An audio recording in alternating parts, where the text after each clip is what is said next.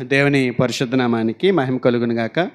కూడి వచ్చిన మీ అందరికీ మన ప్రభువును ప్రియ రక్షకుడైన యేసుక్రీస్తు నామములో నా ప్రత్యేక వందనాలు తెలియజేస్తున్నాను. దేవుని వాక్యము ధ్యానం చేసుకుందాం. దైవగ్రంథంలో నుంచి మత్తయి సువార్త 15వ అధ్యాయము. మత్తయి సువార్త 15వ అధ్యాయము.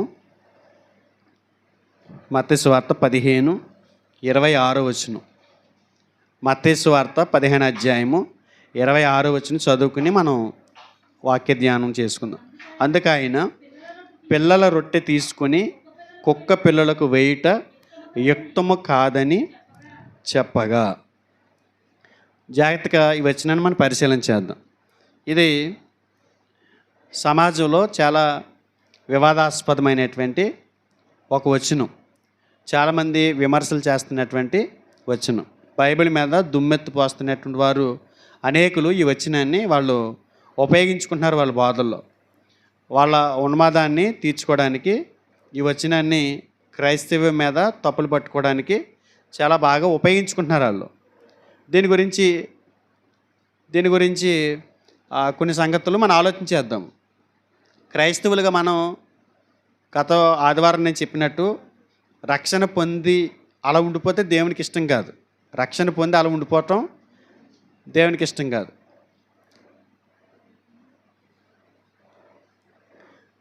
దేవునికి అది ఇష్టం కాదు. రక్షణ పొంది ఉండిపోతే ఇష్టం కాదు. రక్షణ పొందటం ఇష్టమే.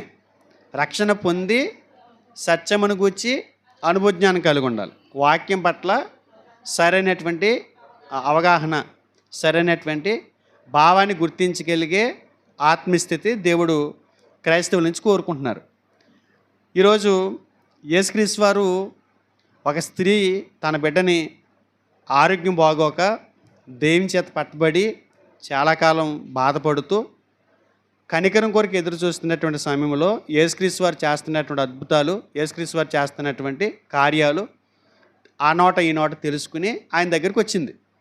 తన పాపను తీసుకుని వచ్చి సహాయం వేడుకుంటూ యేసుక్రీస్తు వారి దగ్గర ఆ మాట తెలియజేసినప్పుడు దానికి స్పందనగా యేసుక్రీస్తు వారు ఇస్తున్నటువంటి జవాబు 26 వచనంలో మనం చూసాం.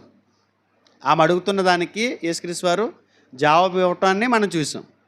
ఆ వచనాన్ని మనం చదువుతున్నప్పుడు ఈ లోకంలో సాధారణంగా ఎవరైనా ఏమనుకుంటారని అంటే యేసుక్రీస్తు వారు తప్పుగానే మాట్లాడుతున్నట్టు అనుకుంటారు. యేసుక్రీస్తు వారు మాట్లాడుతున్నది ఖచ్చితంగా తప్పు అని అనిపిస్తుంది. ఎవరైనా సహాయం కోరి వచ్చారనుకోండి, మనం ఏమంటాం? సాధారణంగా మనకి చేతనైనంత వరకు, మనం చేయగలిగినంత వరకు సహాయం చేస్తాం. అంతే తప్ప వ్యంగ్యంగా మనం మాట్లాడడం, వ్యతిరేకంగా మాట్లాడడం, అపహాస్యం చేసి మనం మాట్లాడడం. ఇది మానవ నైజం. అలా అనుకుంటారు. అలాగా అనుకుంటున్నటువంటి వ్యక్తులు ఈ వచ్చిన చదువుతున్నప్పుడు అలాగే అర్థమవుతుంది. బైబిల్లో యేసుక్రీస్తు వారు ఈ భూమి మీద ఆయన పరిచయం చేసిన కాలంలో ఆయన మాట్లాడినటువంటి మాటలు చాలా అద్భుతంగా ఉంటాయండి. ఆలోచనాత్మకంగా ఉంటాయి. చాలామందిని ఆలోచనలు పడేసే విధంగా ఉంటాయి. అండ్ ఆయన మాటలు మనం అనుకుంటాము పైనే అక్షరాల్లోనే మనం ఆలోచిస్తే చాలా పొరపాటుగా కనపడతాయి. కానీ ఆయన మాట్లాడినటువంటి మాట వెనక చాలా లోతైనటువంటి భావాలు ఉంటాయి. ఆయన సృష్టికర్త అయిన వాడు. ఈ ప్రపంచంలో బోధకులని పిలువబడుతున్నటువంటి శాస్త్రులు పరిశీలి చేతే బోధకుడా అని పిలిపించుకున్నవాడు ఆయన. ఆయన బోధలో ఏం మాట్లాడినా కూడా ఒక శ్రేష్టత ఉంటుంది, ఒక స్వచ్ఛత ఉంటుంది. ఆ బోధలో ఒక అద్భుతమైనటువంటి సందేశాన్ని, ఆత్మలను నిలబెట్టే సందేశాన్ని ఆయన అందిస్తారు. చాలా తక్కువగా అంచనేస్తుంటుంది మతలోకం. చాలా తక్కువగా భావిస్తుంటారు దూరదృష్టి లేని వాళ్ళు ఆయన మాటలని. ఇప్పుడు ఆయన మాట్లాడుతున్న మాట మీరు ప్లెయిన్గా చదువుకుంటే వెళ్తే ఏమనిపిస్తుంది? ఇదేంటి సహాయం కోరి వచ్చినటువంటి ఆమెని ఎలా మాట్లాడారు, ఎంత మాట అన్నారు ఏంటి అని అనిపిస్తుంది. యేసుక్రీస్తు వారు కనానీయ స్త్రీకి సహాయం చేసే విషయంలో ఆమె విజ్ఞప్తికి తిరిగి జవాబిస్తూ ఆయన మాట్లాడినటువంటి మాట ఎలా ఉంది? కొంత వివాదాస్పదంగా అనిపిస్తుంది. అందు గురించి హేతువాదులు, మతోన్మాదులు యేసుక్రీస్తు వారిని దూషిస్తూ, క్రైస్తవులైన వారిని హేళన చేస్తూ, అన్యజనుల్ని కుక్కలతో పోల్చారని చెప్పి మాట్లాడుతూ దూషిస్తున్నారు. వాళ్ళ పత్రికలు కూడా కొట్టించి యేసుక్రీస్తు వారు మనల్ని కుక్కలతో పోల్చారు, అలాంటి వాడు దేవుడు ఎలా అవుతాడని మాట్లాడుతున్నారు. కనుక ఈరోజు దాని మీద కొన్ని విషయాలు ఆలోచించేద్దాము. పరిశుద్ధాత్మ సహాయంతో సంగతులు మనం పరిశీలన చేద్దాం.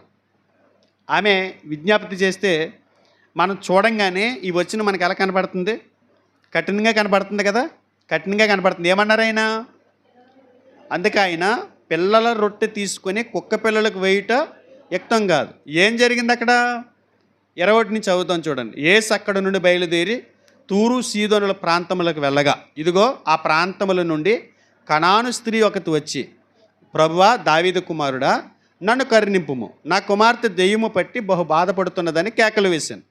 అందుకు ఆయన ఆమెతో ఒక్క మాట ఆయనను చెప్పలేదు, స్పందించలేదంట. ఆమె అరుస్తుంటే ఆయన ఏదో ముభావంగా ఉన్నట్టు పట్టించుకున్నట్టుగా ఉన్నారంట ఆయన. అప్పుడు ఆయన శిష్యులు వచ్చి ఈమె మనను వెంబడి వచ్చి కేకలు వేయుచున్నది కనుక ఈమెను పంపివేయమని ఆయనను వేడుకొనగా, వీళ్ళకి రెచ్చిపోతారు కదా, ఇక మెయిన్ నాయకుడే మాట్లాడతలేదని అంటే ఇంక ఈయనకి ఇష్టం లేదనుకుంటా, వెళ్ళిపోమ్మా ఎక్కడి నుంచి వెళ్ళిపో అని చెప్పేసి ఆయన దగ్గరికి వచ్చి చెప్పేస్తున్నారు. ఏమని? పంపించేస్తే బాగుంటుందయా, ఎందుకు ఈ గొడవ మనకి ఇక్కడ, వెళ్ళిపోమ్మ అన్నట్టుగా వెనకలు బిహేవ్ చేస్తున్నారు. ఆయన స్పందన ఇవ్వకపోవటం ద్వారా వాళ్ళు కూడా ఆమెని పంపించేసే ఉద్దేశంతో ఉన్నారు. అప్పుడు ఆయన ఏమంటున్నాడు చూడండి. ఆయన 24 వచ్చిన ఇశ్రాయేలు ఇంటి వారైనా నశించిన గొర్రెల యొద్దకే కానీ మరి ఎవరి యొద్దకును నేను పంపబడలేదా నేను. ఏం చెప్తున్నారండి? వాళ్ళ పోర్స్ వల్ల ఒక మాట వదిలేరు. ఆయన ఏమంటున్నారు? ఇశ్రాయేలు ఇంటి వారైనా నశించిన గొర్రెల యొద్దకి నేను పంపబడ్డాను, ఇంకెవరి దగ్గరికి నేను పంపబడలేదు. ఇప్పుడు ఆవిడ స్పందిస్తూ మాటకి ఆయనను ఆమె వచ్చి ఆయనకు మొక్కి, ప్రభువా నాకు సహాయం చేయమని అడిగాను, ప్రభువా నాకు సహాయం చేయమని అడిగాను. అందుకు ఆయన పిల్లల రొట్టె తీసుకుని కుక్క పిల్లలు వేయుట యుక్తం కాదని చెప్పాను. ఆమె స్పందన ఏంటి చూద్దాం తర్వాత. ఈ సందర్భం అర్థమైంది కదా.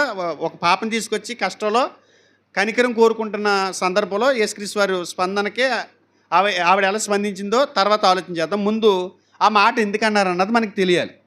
ఆ మాట ఎందుకన్నారు యేసుప్రభువు వారు? కుక్కలతో ఎందుకు పోల్చారు? సాధారణంగా మనం పైన చదువుకుని వెళ్తే సంగతులు మనకి అర్థం కావు. చూడంగానే మనకు ఆ మాట అనిపించింది.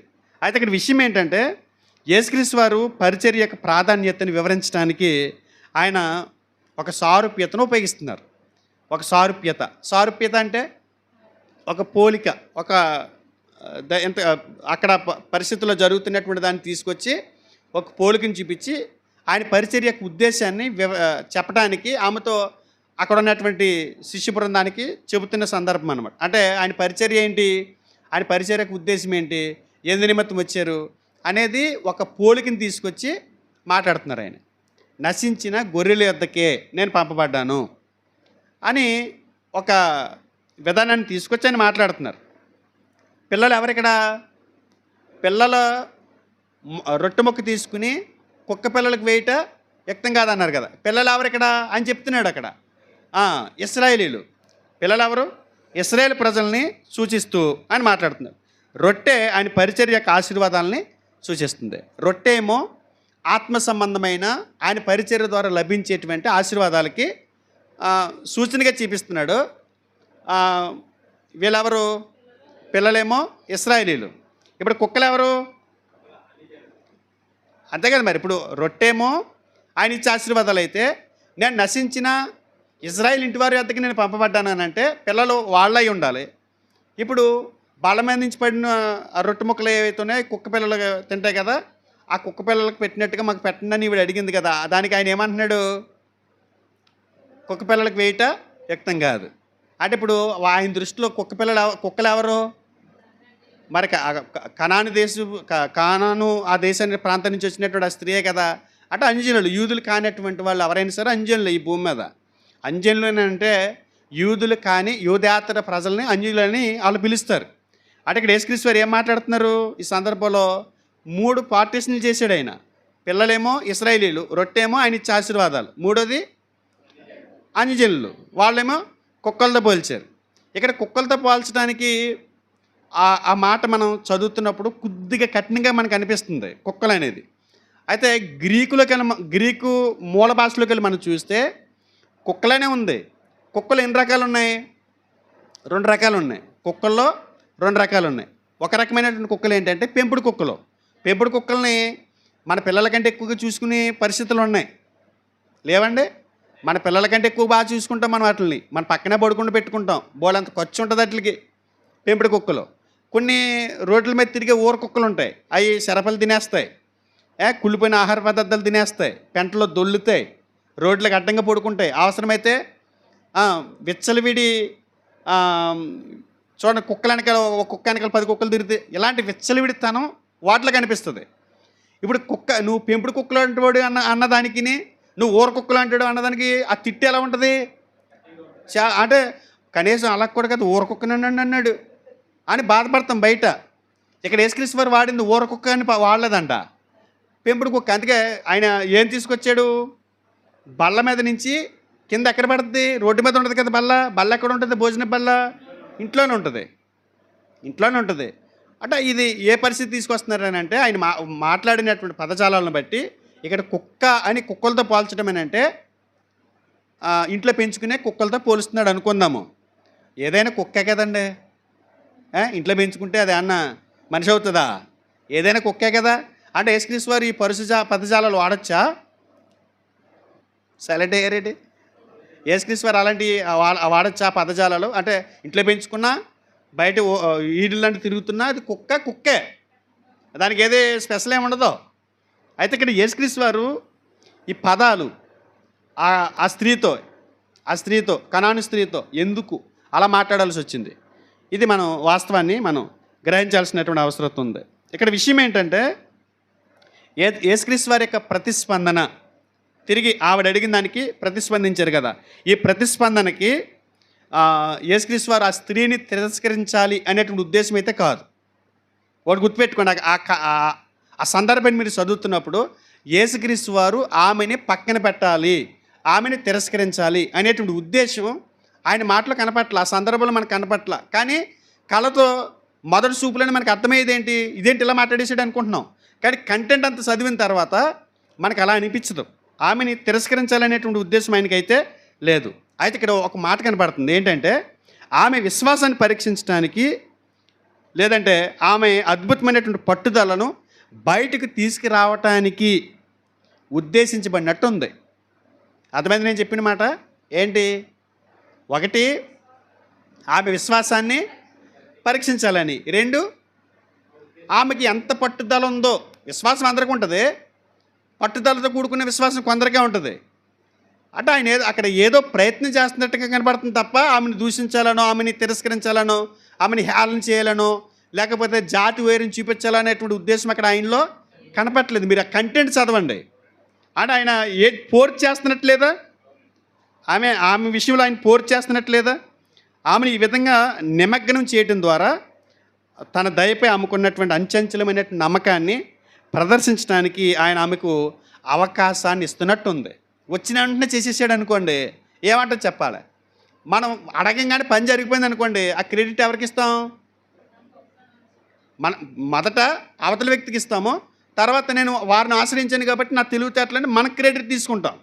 క్రెడిట్ మొత్తం అవతలకి మనకు వస్తుంది అంతే, మనుషులకి. అర్థమైందా? అందుగురించి యేసుక్రీస్తు వారు ఏం చేస్తున్నారు ఇక్కడ? అంచంచలమైనటువంటి ఆమెకున్నటువంటి నమ్మకాన్ని ఏ రకంగా ప్రదర్శిస్తుందో అనే దానికి అవకాశం ఇస్తూ దానికోసం ఎదురు చూస్తున్నాడు అనమాట. ఒక్కొక్కసారి కొన్ని విషయాల్లో మనం అనుకుని వెళ్తాం, అంటే ఇలా జరిగింది కదా మన విషయంలో అక్కడ ఆయన దగ్గర ఇలా జరిగింది కదా, సరే మనం చేసింది పొరపాటు, మనం అక్కడికి వెళ్ళి ఆయనకి డైరెక్ట్గా సూట్గా విషయం చెప్పేసి మనం ఏదనుకుంటున్నాం అది చేసేసి వచ్చేద్దామండి అని ఇంటికాడ బయలుదేరారు ఇద్దరు భార్య భర్తలు. అక్కడికి వచ్చిన తర్వాత, అతని దగ్గరికి వచ్చిన తర్వాత ఈయన మాట్లాడుతున్నాడు, భార్య అలా కూర్చుంది, ఈయన మాట్లాడుతున్నాడు. ఇప్పుడు ఇంటికాడ మాట్లాడుకున్నది ఏంటి? సమాధానం పడిపోదాం, అసలు ఏం మాట్లాడొద్దు, సింపుల్గా చెప్పేసి మనం పని చేసేసుకుని వచ్చేద్దాం అన్నట్టుగా చెప్పుకున్నాం కదా. అక్కడికి వెళ్ళిన తర్వాత మీరు అలా అంటారు అనుకోలేదు, మీరు అలా అనేసరికి అని ఈ సోదంతా వేసాడు అనుకోండి, పక్కన భార్య ఏమనుకుంటుంది? ఓరు నాయన మళ్ళీ చెడగొట్టేలా ఉన్నాడు, అదేదో ముందు చెప్పేస్తే ఆయన ఏదో చల్లబడతాడు కదా అనుకుంటామా లేదా? అనుకుంటామా? యేసుప్రభువు అలా అనుకోలేదంట. రాగానే కార్యం చేసేస్తే నా మీద విశ్వాసం ఉంచేస్తుందని అనుకోలేదంట. ఆయన రెచ్చగొడుతున్నాడు. రెచ్చగొడతాం ఎందుకు? ఏదో ఇంటికాడ ఏమని చెప్పుకున్నాం మనం, ఇక్కడికి వచ్చి ఆయన రెచ్చగొడుతున్నాం, మళ్ళీ ఇంకా ఏదో పుణ్యం రేపినట్టు అని మనం అనుకుంటాం. చూసారా? ఆ ధోరణి ఇక్కడ వచ్చింది. కానీ యేసుక్రీస్తు వారు పుండే రేపుతున్నారు. సో పక్కనున్న వాళ్ళ శిష్యులు ఒకవేళ అనుకుని ఉండొచ్చు, ఏదో వచ్చింది కదా, అయితే సాయం చేసి పెడితే మనం ఆయన నమ్మిద్ది కదా అని అనుకుని ఉండొచ్చు. ఏంటి ఈయన ఇలా మాట్లాడుతున్నాడు రెచ్చగొట్టినట్టు, ఇంకా కోపం పెరిగిపోద్ది కదా ఆవిడకి, వెనక్కి వెళ్ళిపోద్ది కదా వచ్చినావిడి. మనం కూడా చాలా సందర్భాల్లో ప్రార్థనకు వచ్చి ఏదో ఒక బలవంతంగా తీసుకొచ్చానండి, ఆ రోజు ఆ పాస్టర్ గారు ఇష్టం వచ్చినట్టు మాట్లాడారండి బాబు, వాడు మళ్ళీ కనపడతాం మానేస్తాడేమో అని భయం వేసింది నాకు అని అంటుంటారు చూసారా. మాట్లాడాల్సి వచ్చినప్పుడు మాట్లాడాలి, చెప్పాల్సి వచ్చినప్పుడు చెప్పాలి. అక్కడ ఆయనకు ఒక ఉద్దేశం ఉంటుంది, యేసుక్రీస్తు వారికి ఆ ఉద్దేశం ఉండదు అంటారా. ఏం తీయాలని ఇప్పుడు ఆవిడలోంచి ఆయన అంచెంచెలమైన ఒకేసారి ప్రదర్శించేటువంటి విశ్వాసం నిలబడదని ఆయన నమ్మకం ఆవిడ పట్ల. అందు గురించి ఆమెలో ఉన్నటువంటి అంచెంచెలమైనటువంటి ఆమె తత్వాన్ని బయటకు తీసుకొచ్చేటువంటి విధానంలో మాట్లాడుతున్నట్టు కనపడుతుంది. యేసుక్రీస్తు ఇక్కడ ఏమి ఆయన మాట్లాడినటువంటి మాటలో ఏది కూడా తప్పు మనకి కనబట్ల. ఇక్కడ చరిత్రపరమైనటువంటి ఒక సందర్భం చెప్తాను మీకు, ఎప్పుడు ఈ విషయాన్ని ప్రస్తావన చేస్తున్నాను. ఈ మాట మాట్లాడేటప్పటికి యేసుక్రీస్తు వారు అక్కడ ఈ భూమి మీద నడయాడినప్పుడు ఆయన సమకాలికులు అక్కడ జరుగుతున్నటువంటి చరిత్రకు సంబంధించినటువంటి ఒక విషయాన్ని మీతో మాట్లాడతాను. అక్కడ భూ సంబంధమైనటువంటి పరిచర్యలో, ఆ పరిచర్య సమయంలో ఆయన ప్రాథమిక దృష్టి ఎవరి మీద ఉంది ఆయన ప్రాథమిక దృష్టి చూశారు ఎప్పుడైనా? ఆయన ప్రారంభ పరిచర్యలో ఎక్కువగా ప్రస్తావన ఏం చేశాడు ఆయన? 24 వచనంలో చూసాం, నేను నశించిన ఇశ్రాయేలీయుల ఇంటి వారి వద్దకు వచ్చాను అన్నాడు. 10వ అధ్యాయం తీయండి ఒకసారి, 10వ అధ్యాయం 5-6. చరిత్ర అక్కడ ఏం జరుగుతుందో చూస్తున్నాం మనం. అక్కడ ఏ చరిత్ర ఆవరించబడి ఉందో మనం చూస్తున్నాం. 10వ అధ్యాయం 5-6. యేసు ఆ 12 మందిని పంపుచు వారిని చూసి వారికి ఆజ్ఞాపించిందేమనగా, మీరు అన్యజనుల దారిలోనికి వెళ్ళకుడి, సమరయుల ఏ పట్టణంలోనైనాను ప్రవేశింపకుడి, కానీ ఇశ్రాయేల్ వంశంలో నశించిన గొర్రెల యొద్దకే వెళ్ళుడి. ఏం చెప్పారండి ఆయన పరిచర్య ప్రారంభంలో? ఆయన ప్రాథమిక దృష్టి ఎవరి మీద ఉంది? ప్రాథమిక దృష్టి అంటే ఆయన చేయాల్సినటువంటి మొదటి పని ఏదో చెప్తున్నాడు. ఆయన వచ్చిన తర్వాత ఆయన ప్రారంభంలో ఏది చేయాలో అది అయిన తర్వాత ఏం చేయాలన్న దాని మీద ఆ దృష్టికోణాలు మీరు ఆలోచించండి. ఆయన స్టార్టింగ్లో ఎవరిని ఉద్దేశించి మాట్లాడుతున్నాడు? ఎవరి కోసం వచ్చినట్టు మాట్లాడుతున్నాడు? ఎవరి నిమిత్తం నేను నియమించబడ్డాడు అన్నట్టు మాట్లాడుతున్నాడు? ఇజ్రాయేల్ ప్రజలను దృష్టిలో పెట్టుకున్నాడు. దేవుడు చేసినటువంటి వాగ్దానాలు నెరవేర్చడం మీద ఆయనకు ఉంది. ఇజ్రాయేల్ ప్రజల మీద దేవుడు కొన్ని వాగ్దానాలు ఇచ్చాడు కదా వాళ్ళకి. ఆ వాగ్దానాల నెరవేర్పులో భాగంగా దాన్నే దృష్టిలో పెట్టుకుని మాట్లాడుతున్నాడు. అది దృష్టిలో పెట్టుకోండి ముందు. అయితే ఇక్కడ పిల్లలు అనే దానికి ఏ రూపకం ఇది? ఎవరిది? ఇజ్రాయేలీలు పిల్లల దేవునికి? ఇశ్రాయేలీలు దేవుని పిల్లల? ఒకసారి చూడండి, ఆ మాట కూడా చూడండి. ద్వితీయోపదేశకాండం 7వ అధ్యాయము. పిల్లలు అని సంబోధన చేశారు కదా యేసుక్రీస్తు వారు. ద్వితీయోపదేశకాండము 7వ అధ్యాయము.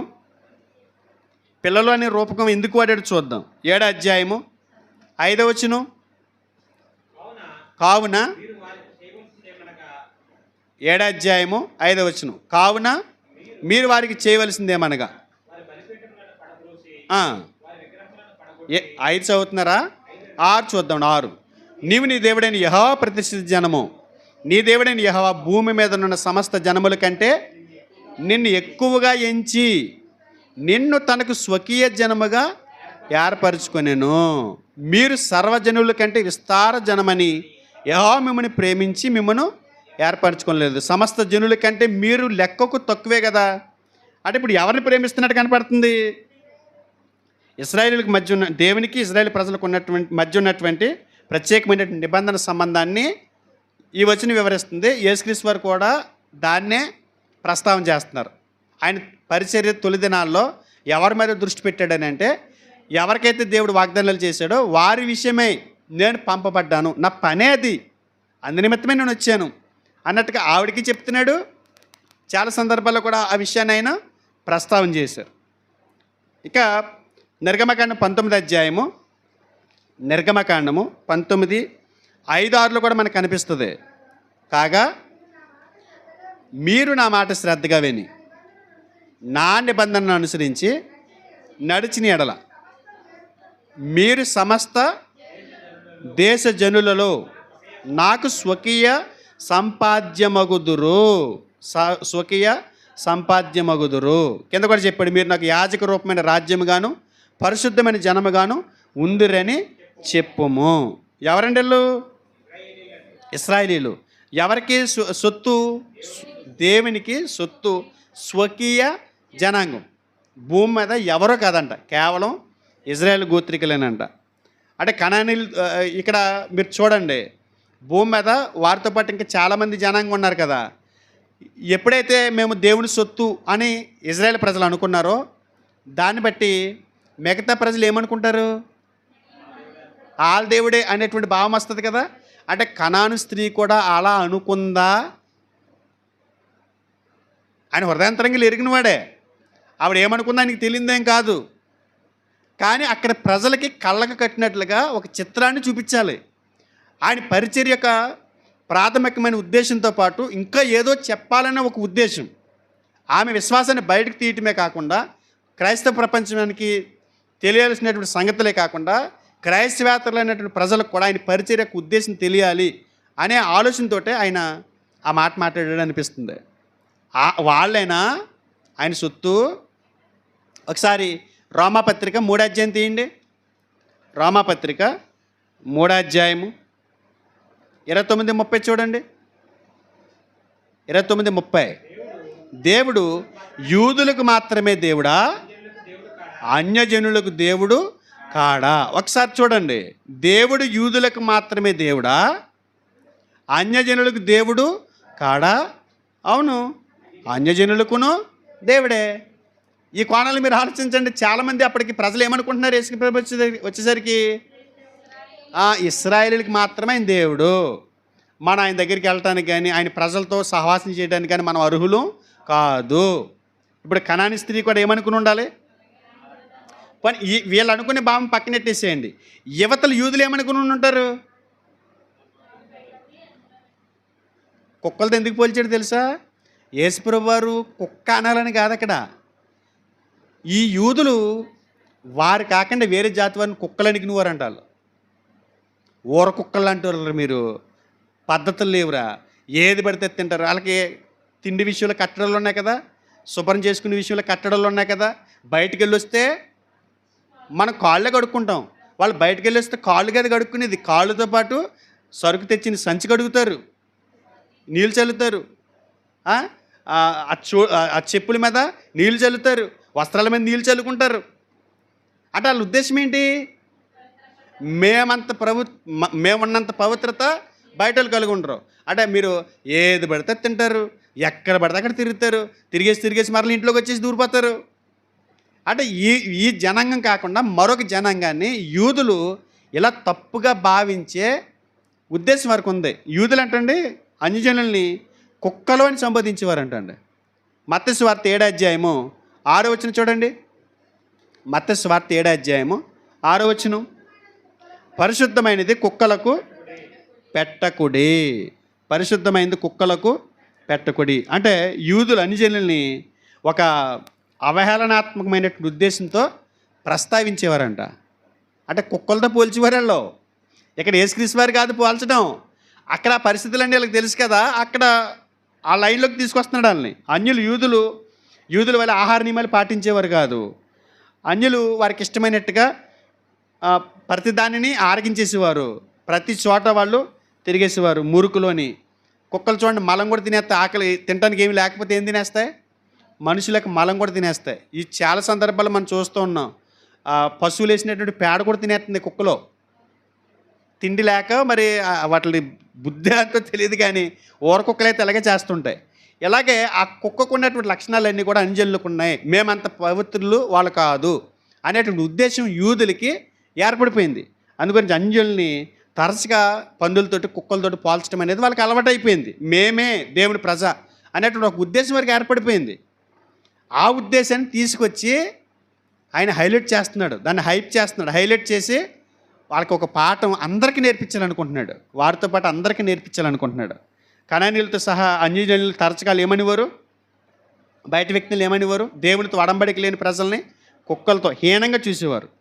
పాత నిబంధనలో కూడా మనకి ఈ విషయాలు చాలా సందర్భాల్లో అన్యజనులు అలా చేయటం చూసాం. కొత్త నిబంధనలో కూడా ఆఖరికి ఇలా చూడండి, ఆఖరికి మారు మనసు పొంది సంఘంలోకి చేర్చబడినటువంటి అపోస్తుడైనటువంటి పేతురు గారు కూడా ఏం చేశాడు? ఒకసారి పౌలు గారు ముందా పేతురు గారు ముందా? పేతురు గారి ముందు. పేతురు గారే కదా సంఘం విషయంలోకి ప్రజలు రావడానికి మొట్టమొదటి ప్రసంగం చేసింది. పేతురు గారి ద్వారానే ఆ కార్యం జరిగించాడు. అలాంటి పేతురు గారు కొన్నాళ్ళు అయిన తర్వాత పౌలు గారి ద్వారా తిట్లు తినేటువంటి సందర్భం కూడా వచ్చింది. తీవ్రంగా ఖండించాడు. ఒకసారి చూడండి, నిర్గమకాండం క్షమించాలి, గలతీ పత్రిక 2:11 చూడండి, 2:11. అయితే కేప అంత్యొకయకు వచ్చినప్పుడు అతడు అపరాధిగా తీర్చబడింది. కేఫ అంటే ఎవరు? పేతురు అండి. కేఫ అంటే పేతురు. పేతురు గారిని అంత్యొకయకు వచ్చినప్పుడు అపరాధిగా తీర్చబడ్డాడంట. ముఖాముఖిగా నేను అతన్ని ఎదిరించి తిని. ఎందుకని చెప్పాడు చూడండి. యాకోబు నొద్దు నుండి కొందరు రాక మునుపు అతడు అంజళ్ళతో భోజనం చేసి ఉండని, కానీ వారు రాగానే సున్నర పొందిన వారికి భయపడి వెను తీసి వేరైపోయాను. అంజళ్ళతో కలిసి భోజనం చేస్తున్నాడంట. అర్థమైందా? యూదుల్లో నుంచి కొంతమంది వచ్చేటోడికి ఏం చేశాడంట? ఏమన్నాడు? చెయ్యి వెనకెట్టేసుకుని ఇలా తడుముకుంటున్నాడంట పక్క వచ్చేసి. ఎందుకని? అన్యులతో కూర్చుని భోజనం చేస్తావు నువ్వు. అసలు మనం ఏంటో తెలుసా, మన నిష్ట ఏంటో, మన నియమాలు ఏంటో, మన కట్టడలు ఏంటో తెలుసా నీకు అని వాళ్ళు అంటారేమో అని తక్కువ లేచి వాళ్ళతో కలిసి భోజనం చేయటానికి ఫీలింగ్ కింద వచ్చేసి పక్క వచ్చేసాడంట. అప్పుడు తిట్టాడంట పేతురు గారిని పౌలు గారు, తప్పు చేసావు, ఇంకా ఈ బుద్ధి ఏంటి నీ దగ్గర, ఇంకా ఈ ఏహభావం ఏంటి, ఇంకా ఈ జాతి భేదం ఏంటి నీకు, తప్పు అని చెప్పి తిట్టాడంట. అలాగా యూదులు అన్యజనుల్ని హేళనగా చూడటం అనేది అలవాటైపోయింది. దాన్ని దృష్టిలో పెట్టుకుని యేసుక్రీస్తు వారు అక్కడ ఒక సీన్ క్రియేట్ చేస్తున్నారు, ఒక విషయాన్ని హైలైట్ చేస్తున్నారు. పాత నిబంధనలో కానీ కొత్త నిబంధనలో కానీ ఇజ్రాయేల్ ప్రజలే నా సొత్తు అని చెప్పింది మానవాళ్ళని చేసినప్పుడు కదా. యూదులు ఎప్పుడు వచ్చారండి? యోధా జాతి ఎప్పుడు ఏర్పడ్డది? ఇలా చూడాలి, యోధా జాతి ఎప్పుడు ఏర్పడ్డది? ఎప్పుడు ఏర్పడ్డది? ఎన్ని సంవత్సరాల తర్వాత ఏర్పడ్డది?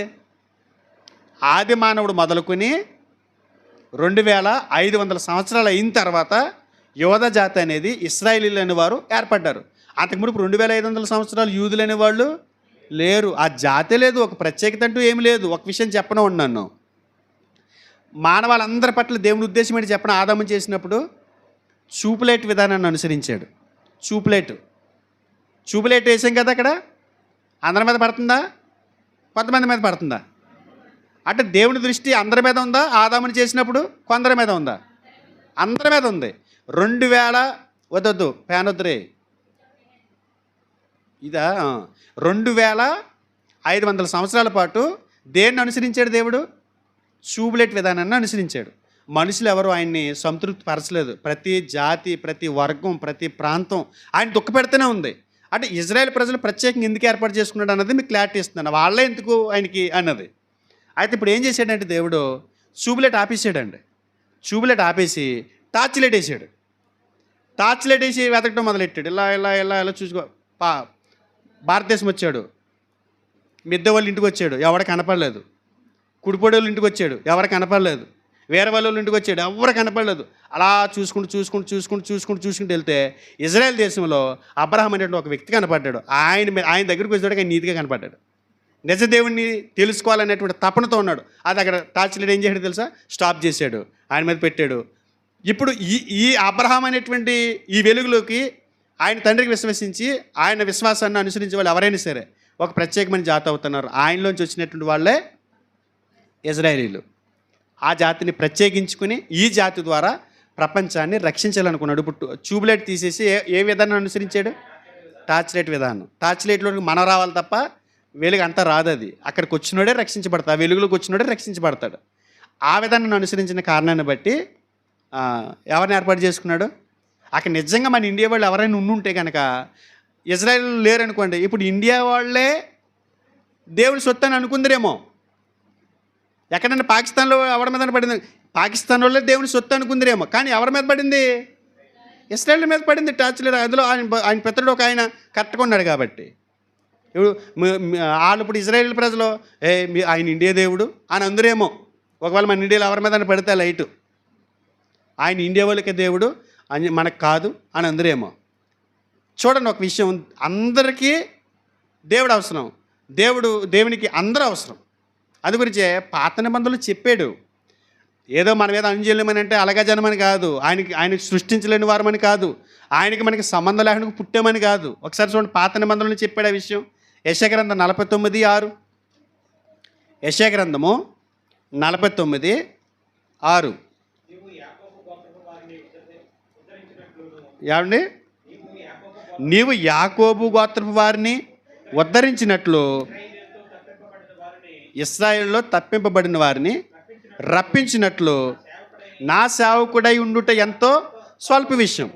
భూ దిగంతముల వరకు నీవు నేను కలుగజేయు రక్షణకు సాధనమై ఉండుటకై అన్యజనులకు వెలుగై ఉండునట్లు నిన్ను నియమించి ఉన్నాను.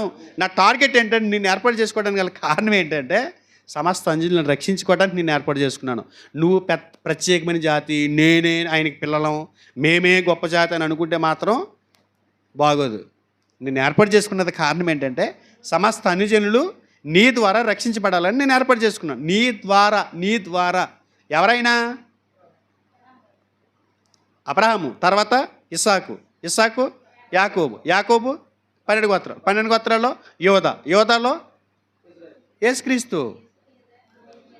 యోధా గోత్రం నుంచి వచ్చినప్పుడు యేసుక్రీస్తు వారి ద్వారా ప్రపంచ మానవాళికి రక్షణ ఇవ్వాలన్నది దేవుని సంకల్పం.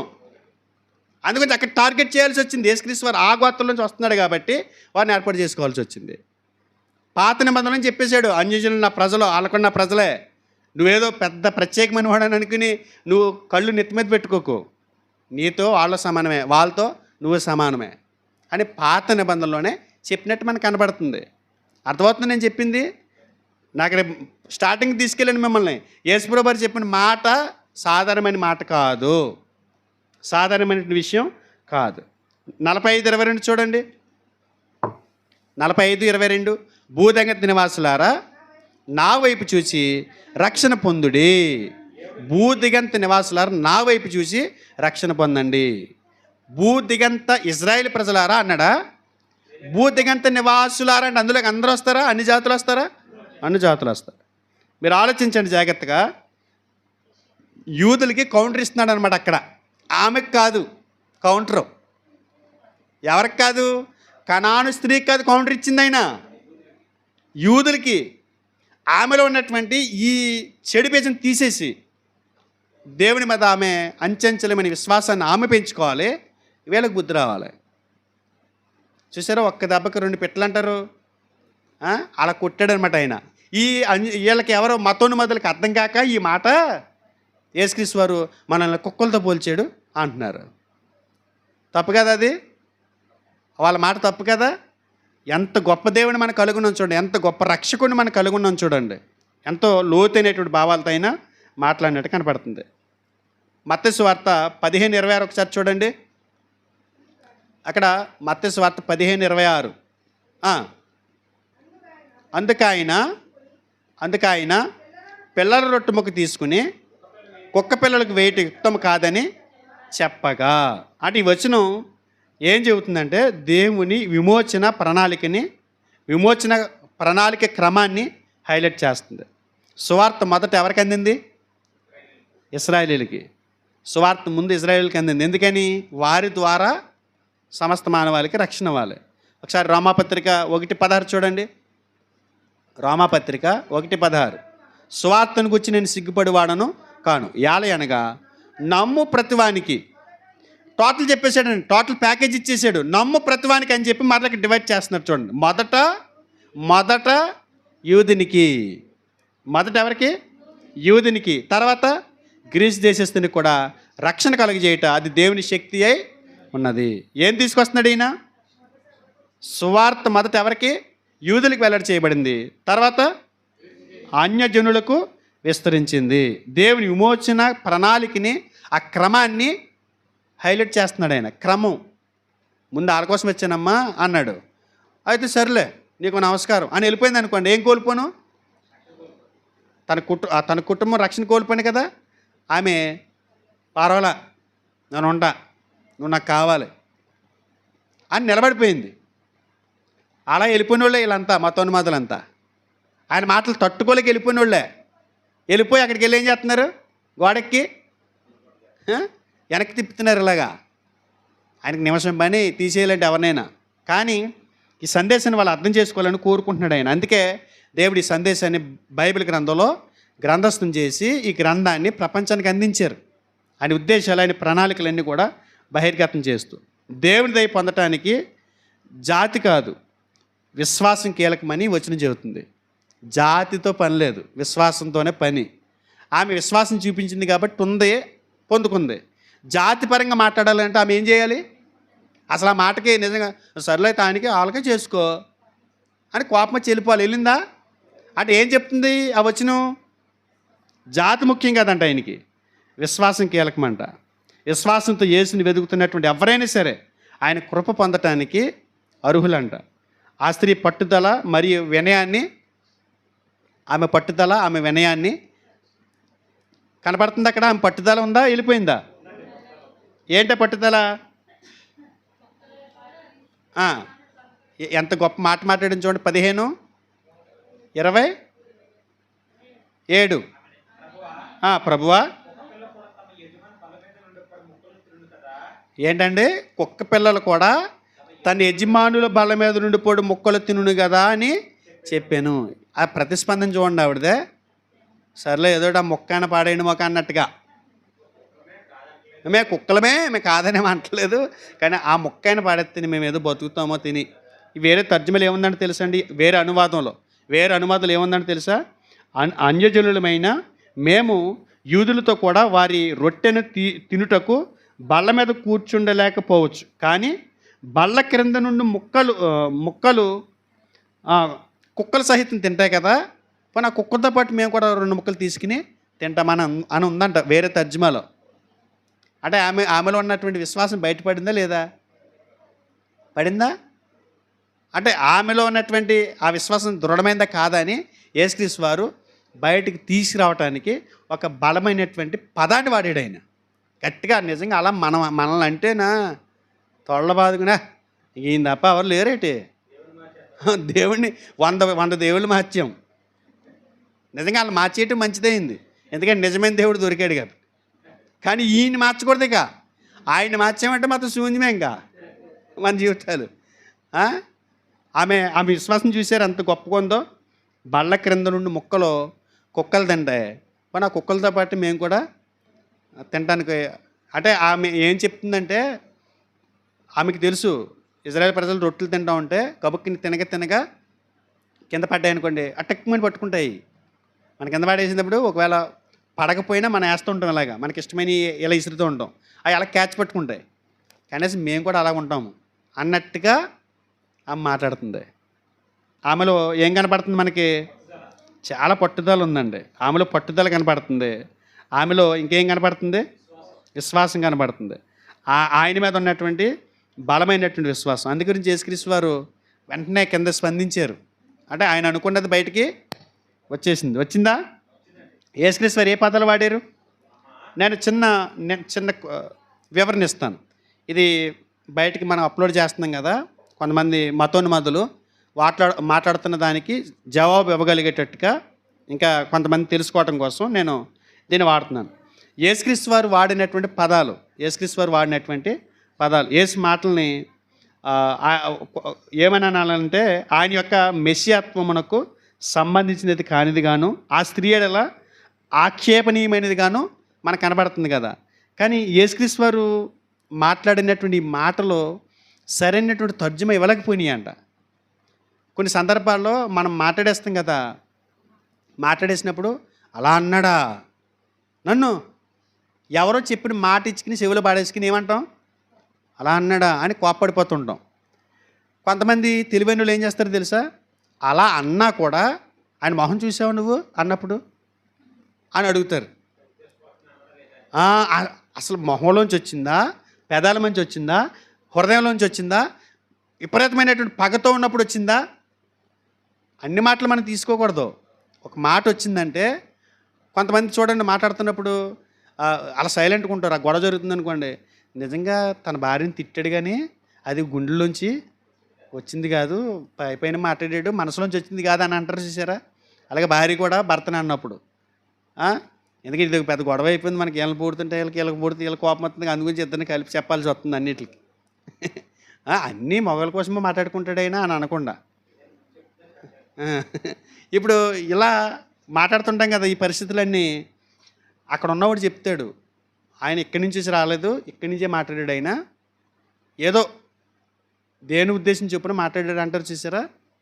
యేసుప్రభు ఈ మాట మాట్లాడినప్పుడు అలాంటి వాతావరణమే ఉందంట ఆయన దగ్గర. అంటే ఆమెలోంచి ఇలా అంటే ఏమంటది చూద్దాం ఒకసారి.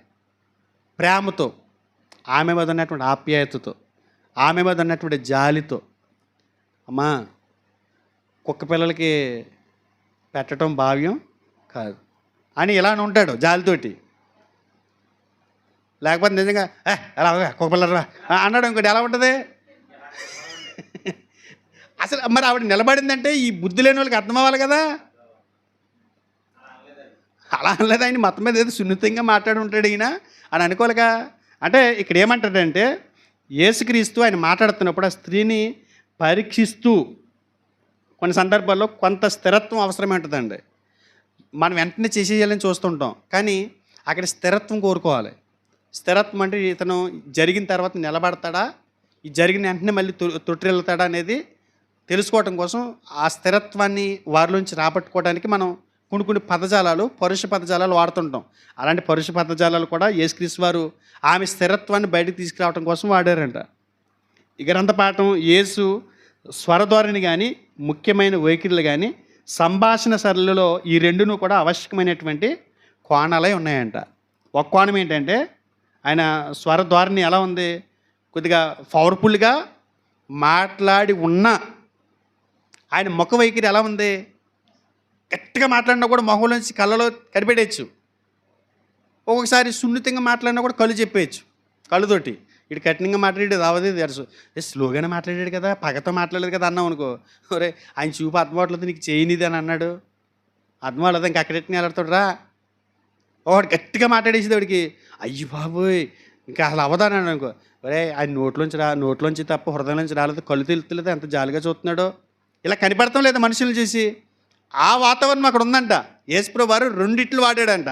పరుష పదజాలాలు వాడితే దయగల చూపు చూశాడంట, కళ్ళు ఎర్రబడి చూస్తే పెదాలతో సున్నితమైన మాటలు మాట్లాడాడు. ఆ వాతావరణం అక్కడ ఉందంట. అది మనకు అర్థం కాక హేతువాదులు ఏమనుకున్నారు, మతోన్మాదులు మనల్ని కుక్కలతో పోల్చాడు అంటున్నాడు, కుక్కలతో పోల్చారని చెప్తున్నారు. కానీ యేసుప్రభువు వారు అలా మాట్లాడలేదంట. ఆయన మాట్లాడిందల్లా దేవుని ప్రేమ ఆయన చూపించాడు, దేవుని ప్రేమ ఆయనలో ఉంది. చూడండి, దీనికి సంబంధించి కొన్ని అన్యజనులుగా మనం రక్షణ పొందాం. అన్యజనుల్లో నుంచి క్రీస్తు ప్రభువుని సొంత రక్షకుడిగా అంగీకరించాం, జీవం కలిగిన నిజదేవుని మనం తెలుసుకున్నాం. ఈ వాస్తవాలు మన బయట ప్రజలకు చెప్పాలా లేదా? చెప్పాలి. వాళ్ళు ఏమనుకుంటున్నారు, వేరే దేవుళ్ళ చూస్తున్నారు కదా, వేరే జాతికి చెందిన దేవుడు, వేరే ప్రాంతానికి చెందిన దేవుడిగా.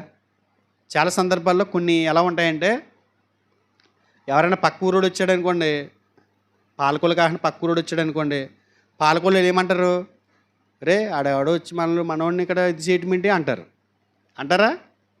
అదే పక్క జిల్లా వాడు వచ్చి కొట్టాడు అనుకోండి మనోడిని ఎవడన్నా, ఇక్కడ పక్క ఊర్లు చూసుకోం, రే మన జిల్లా వాడిని కొడతామేంటి, అర్థం అవ్వలేదా? ఇప్పుడు ఊరోళ్ళు కూడా ఒకటైపోయాం. ఇప్పుడు పక్క రాష్ట్రం వాడు వచ్చి మన రాష్ట్రం వాడిని కొట్టాడు అనుకోండి, పక్క రాష్ట్రం వాడు కొడతామేంటి, మనందరూ ఒకటే జిల్లా, మన జిల్లాలన్నీ ఒకటే కదా అంటాం. అదే పక్క రాష్ట్రం వాడు వచ్చి కొట్టినప్పుడు ఇలా మాట్లాడుతున్నాం. అదే పక్క దేశం వాడు వచ్చి కొట్టాడు అనుకోండి ఏమంటాం, అరే మన దేశం వాడిని కొడతామేంటి అంటాం. మీకు అర్థమవుతుంది నేను చెప్పింది? అరే పక్క దేశం దేవుడిని నమ్మటం ఏంట్రా అని అనకూడదు ఇప్పుడు. ఎందుకనంటే భూమిని చూస్తే భూమికి దేవుడు ఒక్కడే ఉంటాడు. ఒక్క ఆయనే చేసేది అన్నీ, వీళ్ళందరినీ రక్షణ ఇచ్చేది కూడా ఒక్క ఆయనే, అందరి కొరకు ప్రాణం పెట్టింది కూడా ఒక్క ఆయనే. ఈ కోణాలు చూసుకుంటే ఆయన ఒక్కడే. ఆ ప్రేమ మన దగ్గర ఉండాలి. యేసుప్రభువు అదే నేర్పిస్తున్నారు. చూడండి, మనం ఖచ్చితంగా చెప్పాల్సినటువంటి అవసరత ఉంది. యోహాను సువార్త 4వ అధ్యాయము ఈ విషయాలు చెప్పండి. ఎవడైనా ఈయన మన ప్రాంత దేవుడు కాదు, మన జాతికి సంబంధించినడు కాదు, నిమ్మన కులస్తుల జాతికి సంబంధించినటువంటి దేవుడు అని ఎవడైనా అంటే 4:22 4:22 మీరు మీకు తెలియని దానిని ఆరాధించువారు, మేము కూడా మాకు తెలిసిన దాన్ని ఆరాధించువారము. రక్షణ రక్షణ యూదులలో నుండియే కలుగుచున్నది. యూదుల్లో ఉన్నవాడు ఎవరు? యేసుక్రీస్తు వారు. యేసుక్రీస్తు వారి ద్వారానే రక్షణ. ఎవరిలోంచి వస్తుంది రక్షణ? ఎవరిలోంచి వస్తుంది? యేసుక్రీస్తు వారిలోంచే కదా. యేసుక్రీస్తు వారు ఎవరు? మరి ఇప్పుడు వారిని కలుపుకోకుండా వెళ్తే ఏమవుతుంది? రక్షణ రాదు కదా. వారిని రిజెక్ట్ చేసి దేవుడు వాళ్ళకి ఇచ్చిన వాగ్దానాలు పక్కన పెట్టేసి మర్చిపోయి ఇలా చేసుకుంటూ వచ్చాడు అనుకోండి, అది రక్షణ అనిపించుకోదు.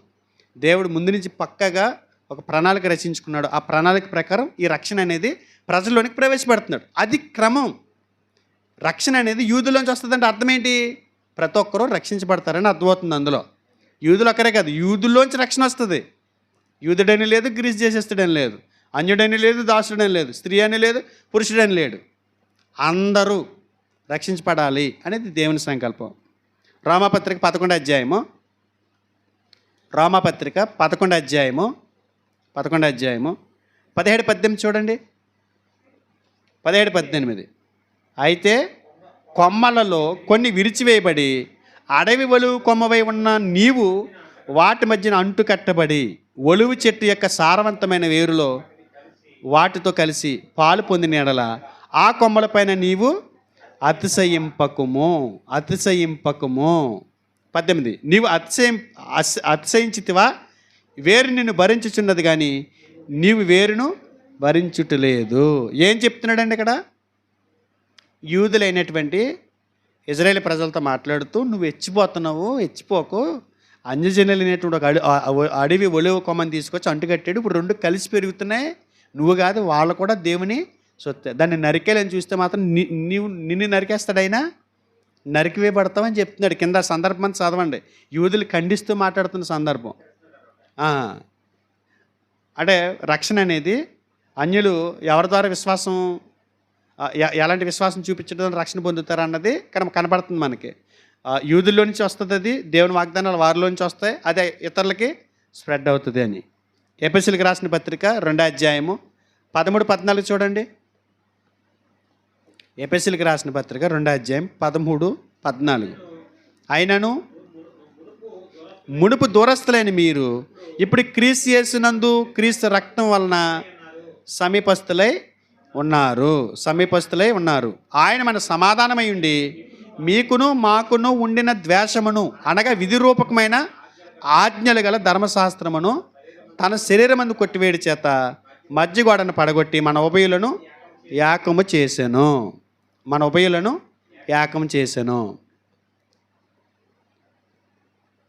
ఇప్పుడు ఏమర్థమవుతుంది ఇక్కడ?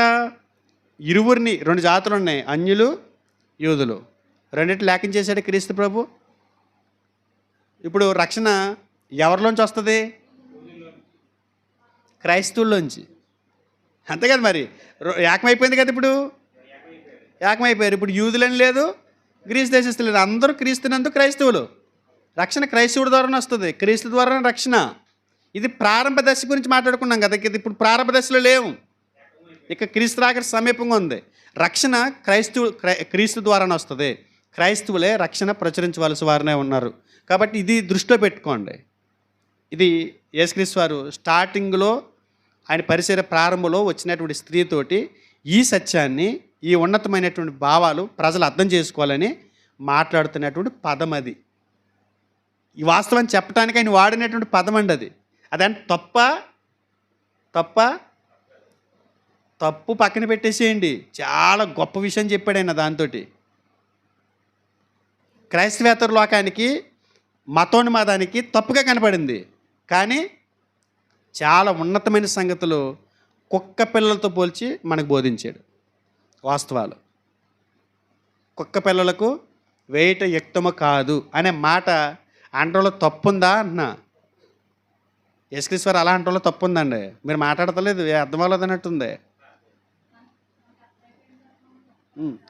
అందు గురించే ఇప్పుడు అర్థమైంది మీకు. నిన్న తెలియదు, ఇది 1 గంట ముందు మీకు తెలియదు, ఇప్పుడు తెలిసింది కదా. ఇప్పుడు మీరు ఇంకోళ్ళు చెప్తారు, ఎవరన్నా అడిగితే వాళ్ళు అలా అది మన బాధ్యత అనమాట. అందుకే నేర్పుతుంటా. యేసుక్రీస్తు వారి మాటలు అంతా కూడా ఎలా ఉంటాయంటే పైన అర్థం అవ్వవు, చాలా లోతుగా మాట్లాడతాడు ఆయన. ఎంతో దూరం ఆయన ఆది అంతం లేనివాడు. ఆయనకి ప్రారంభం లేదు, ముగింపు లేదు. నిత్యుడైన క్రీస్తు ప్రభుకి సంగతులు తెలీదా?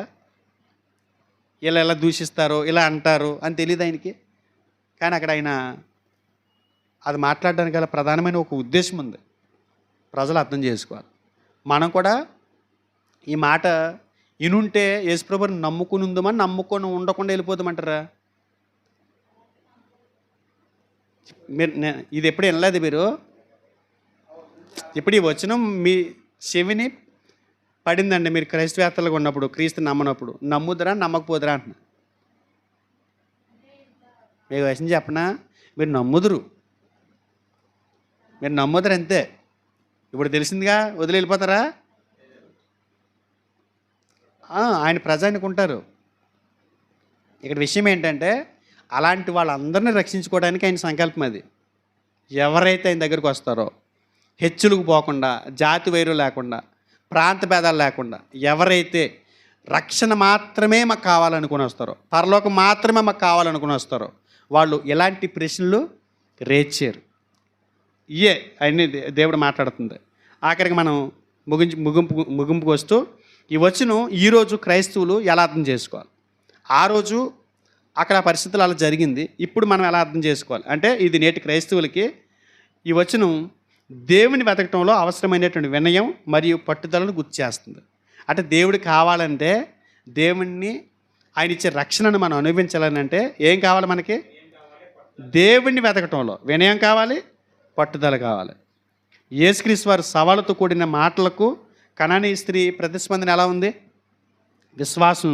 అంటే ఆయన దయను పూర్తిగా విశ్వసిస్తూ మన అనర్హతను గుర్తించడం ద్వారా ఆమె రక్షణ పొందుకుంది, గొప్ప కార్యం చూడగలిగింది. ఆమె నేను నిజంగా అర్హురాల్ని కాదు, నేను నా బిడ్డ అని అనుకుంది, రక్షణ పొందుకుంది. రక్షణ కావాలంటే ఏం చేయాలి? ఇవన్నీ అహం, ఇగో, ఈ గో. ఏది గో అంటే? వా, ఈ గో. అహం, వా, నా దగ్గర ఉంటానికి కుదరదు, నాకు రక్షణే కావాలి.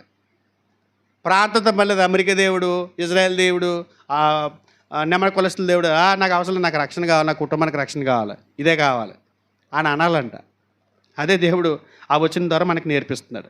ఇది విశ్వాసులను రక్షణ ఆశీర్వాదాలకు విలువ ఇవ్వమని, మరి వాటితో ఇతరులతో పంచుకోవాలని కూడా సవాల్ చేస్తుంది. వినేసి అమ్మయ్య ఇంత గొప్ప దేవుడు అని అనుకుని అలా ఉండిపోతే సరిపోదు. నువ్వేం చేయాలి? ఈ వచనం నీకు సవాల్ చేస్తుంది. నువ్వు ఎలా అయితే రక్షణ పొందుకున్నావో, ఈ వాస్తవాలు నువ్వు ఎలా అయితే గ్రహించావో, ఈ వాస్తవాలు నీతో సమాధి అయిపోకూడదు, బయటికి చెప్పు అని ఈ వచనం మనల్ని సవాల్ చేస్తుంది. ఎందుకని సవాల్ చేస్తుంది? చాలామంది రక్షణ పొందాల్సిన వాళ్ళు ఉన్నారు. సవాల్ ఎలా చేస్తుంది? ఒకవేళ ఈ సందర్భం మనం ఇతరులకు చెప్పాల్సిన అవసరం లేదనుకుంటే కనుక దేవుడు బైబిల్లో అది రాయించడు. అంటే రాయించాడు మన ఇతరులకి చెప్పాలనే ఉద్దేశమే కదా, సవాలే కదా మనకి చేస్తుంటే. ఇలాంటి ఇన్ని జరిగినాయి అంట. ఇవన్నీ రాయటానికి భాగం సరిపోదంట. ఏంటి? పుస్తకాలు పెట్టడానికి ఈ భూమి సరిపోదంట. మొత్తాన్ని ఇళ్ళ కాలేజీ నుంచి ప్రజలందరూ బయట పంపించి పేర్చుకుంటూ వెళ్తే భూమే సరిపోదంట. అన్ని విషయాలు జరిగినాయి, కానీ దేవుడు అన్నీ రాయించారా? రాయించాలి. ఇది రాయించారంటే కారణం ఏంటి? మీరు ఇతరులు పంచుకోండి, చెప్పండి, ఇది రక్షణలు పొందాలి. ఆలస్యమైపోతుంది రాకడ. కారణం ఏంటంటే మనం ఎవరికి చెప్పకపోయిన కారణాన్ని బట్టి రక్షణ పొందుకోవట్లేదు ఎవరు. ఇది మనల్ని అలా సవాల్ చేస్తుంది. యేసు తన పరిచర్యను ఇశ్రాయేలు సరిహద్దులకు మించి విస్తరించినట్లే క్రైస్తవులు వారి నేపథ్యంతో సంబంధం లేకుండా అందరికీ సువార్తని తీసుకురావాలని ఈ వచనం మనల్ని పిలుస్తుంది. ఎక్కడికి తీసుకురావాలి? అందరిని ఏకతాటి మీదకి తీసుకురావాలి. పరిచర్య ఇజ్రాయేల్ సరిహద్దులకే పరిమితి కాదు. వాళ్ళ అక్కడ పరిమితి అయితే మనకు రక్షణ వచ్చేదా? పౌలు గారు, పేతురు గారు వీళ్ళందరూ అయ్యో చంపేస్తున్నారు, మనకి ఎందుకు వచ్చిందని ఆయన అని ఆగిపోయి అక్కడ ఉండిపోతే మనకు వచ్చేదా రక్షణ అన్న? మరి మనం భయపడితే మన ఎదరికి రక్షణ వెళ్తుందా? చెప్పాలి. మన కుటుంబానికి పరిమితి అయిపోకూడదు, మన పక్క కుటుంబానికి చెప్పాలి. మన వీధికి పరిమితి అయిపోకూడదు, పక్క వీధికి చెప్పాలి. ఇది మన బాధ్యతను గుర్తు చేస్తుంది. కానీ మనం సువార్త చెయ్యం. ఆ సువార్త మనం చేయట్లా. ఇదే మనకి జ్ఞాపకం చేస్తుంది. ఇందులో దేవుని ప్రేమ మనకి అనిపిస్తుంది. అలాగే యేసుక్రీస్తు వారి యొక్క కృప కూడా మనకి ఇక్కడ కనిపిస్తుంది. ఈ విషయాలు దృష్టిని పెట్టుకోండి. యేసుక్రీస్తు వారు అన్న మాటలో ఇంకా అలాంటి మాటలు ఇంకో 10 మాట్లాడినట్టు బాగుంది అనిపిస్తుంది నాకు. ఇంకే బోలని సత్యాలు బయటపడిను, ఇంకా దూషించి, ఇంకా భయంకరంగా మాట్లాడి, ఇంకా ఇబ్బందికరంగా పరుష పదజాలాలు వాడుంటే బాగుంది అనిపిస్తుంది. ఎన్ని వాడితే అంత సత్యం బయటికి వస్తుంది. ఇలా అనుకుంటున్నారు మన కుక్కలతో మరి కుక్క కాకపోతే ఏమన్నా పెద్ద గొప్పవాడు ఏంటి? పిడకలు వేసుకుని ప్రతివాడు కూడా ఒక ఛానల్ ఎట్టేసుకుని యూట్యూబ్ యేసుక్రీస్తు వారి మీద నిందలేసేయటమే. పిడకలు అమ్ముకునే వాళ్ళు అంతా పిడకలని అమ్ముకుని కూడా ఒకడు ఇవాళ పెద్ద చేసేస్తున్నాడు. ఆడికి ఇప్పటికి పెళ్ళి అవ్వలేదంట, 40 ఏళ్ళు వచ్చినాయి. ఆడంటాడు యేసుప్రభు ఇలాంటి అలాంటి అంటాడు. యేసుప్రభుని వల్గర్గా మాట్లాడతాడు. అసలు ఆడి జీవితంలో పెళ్ళి అవుతాయి నాకు తెలిసి. ఏం కాదు, ఆయన కోపం కాదు, ఆయన యేసుక్రీస్తు వారు పగ తీర్చుకుంటే జ్ఞానం ఉందా నాయన? పగ తీర్చుకోవడం కాదు, సర్లే వద్దనుకుంటున్నా కదా అని వెనక్కి తిరిగాడు అంతే. వెనక్కి తిరిగితే వచ్చే నష్టం అది. ఆయన మౌనంగా ఉంటూ వచ్చే నష్టం అది. పిడకలేసిన వాడు చెప్పేస్తాడు, పిలకలోడు చెప్పేస్తాడు. గాండుగాడు అంట, రాధమోహన్ దాస్ గడు ఎవడ ఉన్నాడు గాండుగాడంట. ఆడింత దెబ్బ మొహం వేసుకుని మన మారుతిగడు రొట్టులాగా ఉంటుంది అన్నాడు మాకు నిజంగా అనాలంటే. అలా దూషించాడు ఆయన. ఈ చెప్తాడు, దూషించేస్తాడు ప్రతివాడు. ఎంత సత్యాలు, ఎంత వాస్తవాలు ఉన్నాయి ఇందులో. కులాల గురించి మాట్లాడాలంటే, జాతుల గురించి మాట్లాడాలంటే అసలు ఆయన జాతి ఏ జాతి సరిపోద్దండి ఈ భూమి మీద? నిష్ఠాగరిష్ఠులు అనేటువంటి జాతిలోంచి వచ్చాడు ఆయన. జాతి పరంగా మాట్లాడాలంటే పని కేటగిరీ మాట్లాడదామంటే పరలోకాన్ని విడిచిపెట్టి వచ్చాడు. పరలోకంలోని దేవుడు అయినా, సృష్టికర్త అయినా. ఏ కేటగిరీతో పోల్చుకుందాం ఆయన్ని మనం? అర్థమవుతుందా? గొప్ప దేవుడు అయినా, ఆయన కలుగున్న ప్రజలుగా మనం ఎంత ధన్యులం, భాగ్యవంతులు. ఈ సత్యాన్ని తెలుసుకుని మనం ఏం చేయాలి? ఇతరులు చెప్పాలి, ఎవరు నాయన నమ్ముకోరా బాబు, గొప్ప ఛాన్స్, ఇలాంటి గొప్ప తరుణాన్ని నువ్వు పోగొట్టుకోకు. ఇదే రక్షణ దినం, ఇదే అనుకూల సమయం. క్రైస్తవ ప్రపంచం యేసుక్రీస్తు గురించి తక్కువ చెప్పింది. శాపదేశపురాణి సొలొమోను గారి గురించి ఇచ్చింది చూసారా స్టేట్మెంట్? ఏమందే సొలొమోను గారి గురించి? ఏమైనా ఒకసారి చూడండి, ముగించేసుకుందాం. రాజుల మొదటి గ్రంథం 10వ అధ్యాయము. రాజుల మొదటి గ్రంథం 10వ అధ్యాయము 6వ వచనం చూద్దామా? రాజు తిట్లనెను, నీ కార్యములను గూర్చి జ్ఞానమును గూర్చి నా దేశమందు నేను వినిన మాట నిజమే. ఏంటి? నీ కార్యములు గూర్చి జ్ఞానమును గూర్చి నా దేశమందు నేను వినిన మాట నిజమే. ఆయనను నేను వచ్చి కన్నులారా చూడక మునుప మాటలు నమ్మకయుంటిని. చెప్తున్నారు అయ్యేమో నమ్మట్లేదు, నమ్మబుద్ధి కావట్లేదు. వచ్చి చూసిన తర్వాత నిజమే వాళ్ళు చెప్పింది అని అనిపించింది. కానీ వీళ్ళు చెప్పింది చాలా తక్కువ అంట. ఆవిడ చెప్పింది చూడండి, ఉన్నదానిలో సగమైనను, అంటే 100 ఉంటే సగం కాదు, సగంలో అంటే 1/4 వెళ్ళిపోయింది ఆవిడ. అంటే 100కి 25 చెప్పారు నాకు. అద్భుతాలు, ఆశ్చర్యకార్యాలు, స్వస్థతలు ఏ చెప్పుకొచ్చారు వీళ్ళు. అబ్బాబ్బే, దానికంటే గొప్పది నీ దగ్గరికి వచ్చి చూసిన తర్వాత అని అంది. యేసుక్రీస్తు వారు సొలొమోను గారిది ఛాయగా తీసుకోండి. యేసుక్రీస్తు వారికి ముంగుర్తుగా సొలొమోను గారు ఉన్నారు.